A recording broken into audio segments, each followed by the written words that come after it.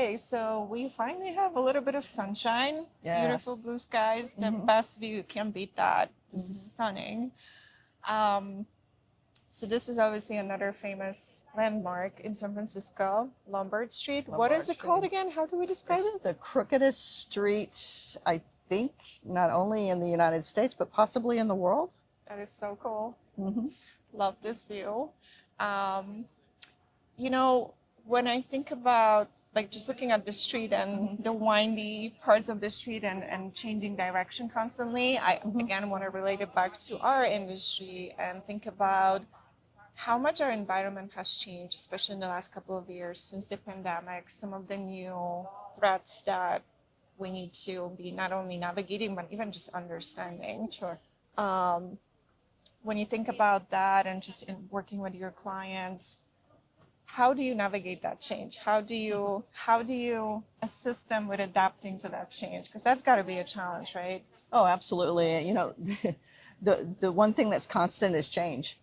And Sure. and especially in today's environment, to me, one thing that's clearly apparent is we're operating in what I call a permacrisis, where the threats and the risks that not just we as security practitioners, but our organizations are dealing with are constantly evolving.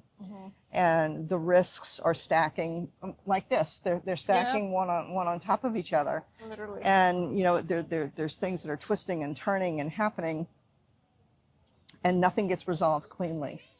So you're constantly going from one event to the other.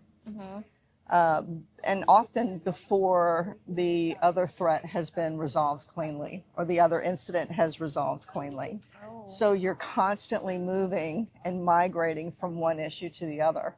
And all of these are happening one on top of the other or one after another. So it's just constantly moving and shifting from one event to the next. And again, often before one has resolved. You're already dealing with the next one. Yes. So that's the new normal today. Is how do you deal with that? How do you prepare your staff to deal with that? And how do you overcome these constant challenges when this is the new norm? So, making sure that your program is set up to roll with the punches, so to speak, that your people are prepared to lead through that adversity, and that your teams are prepared to rise to all of these challenges.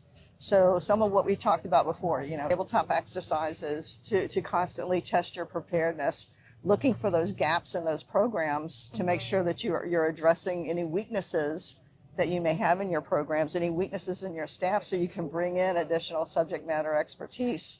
Or bring in any training, so that you can address that ahead of time, because preparation and preparedness are critical and key because of the evolving landscape that we're having to deal with now. And it's literally exactly like this. It's the constant change, and I think it's important. What you just said is so critical, because you don't want to be in a position where you're putting a Band-Aid on the new issue and moving on to the next one without fully addressing the previous one, because then it's just going to keep stacking on top of each other. So you want to look at it as the bigger picture of a comprehensive security program, and also train people to be prepared to deal with change a little bit faster. Exactly. Again, I mentioned this before, the only constant is change and evolving. I think when we were at Alcatraz before, we talked about optimization. Yeah. And you have to learn, you have to grow, you have to optimize not only your program, but your performance, your people.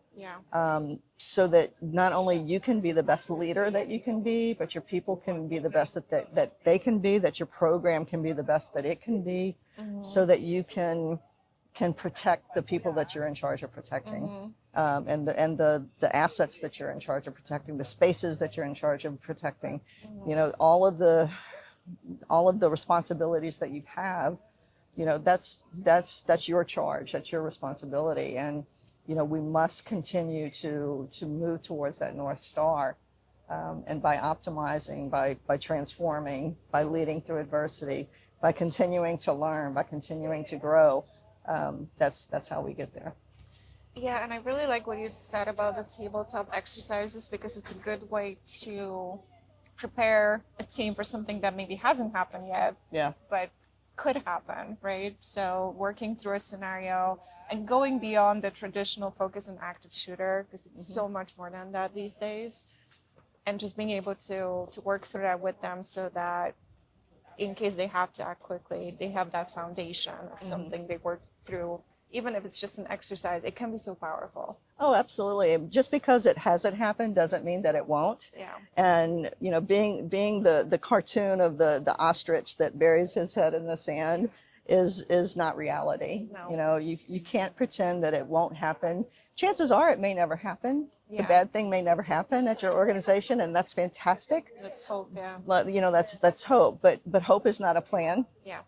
And you have to have that strategy of preparedness, and that's what's going to propel success. Is making sure that you're prepared, that your people are prepared, that your plan is prepared, and not only prepared but tested. Yeah. And that test is going to show that there are gaps. You can be as prepared as you possibly can be, but there's always going to be something that you can do a little bit differently. There's always going to be something that you can do a little bit better. Yeah. There's always going to be the realization, oh my gosh, I never thought about that. Yeah. Oh my gosh, I didn't think about that one thing.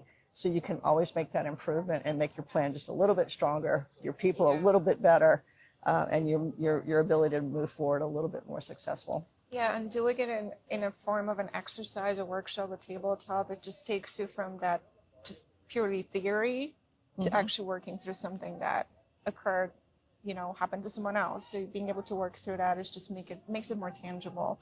Agreed. And I think too, even after you get comfortable doing the tabletop exercise, bring in law enforcement, bring in first responders, bring in others to the table so that you can now take it to the next step. Yeah. To, you know, bring in other corporate security teams as actors to really stress test the plan even further to make sure, hey, law enforcement, is this really how you're going to come into the building? Is this really what it is going to look like if we have to engage 911 at this facility? Yeah. Is this how you're going to come in? Are you able to get past the turnstiles? Are you able to get to the 19th floor? If you get to the 19th floor, what challenges are you going to have moving throughout the facility? So really testing all of those points even further is going to make your plans even better. Absolutely. I love that. So hopefully you guys can take something away from this. I'm sure you can. And again, it just goes back to the foundation that we keep talking about while in San Francisco. And this is just one other way to look at it. So thank you for sharing that. Do you feel like hiking up Lombard Street? We've got some great, beautiful flowers to look at. So let's take a walk and see what else we can find. Yeah, let's go to our next destination. But really enjoyed this one. This is hard to beat really this pretty. view. It is. It's really pretty. Yeah. So, all right, let's go see what we can find. Awesome. Let's go.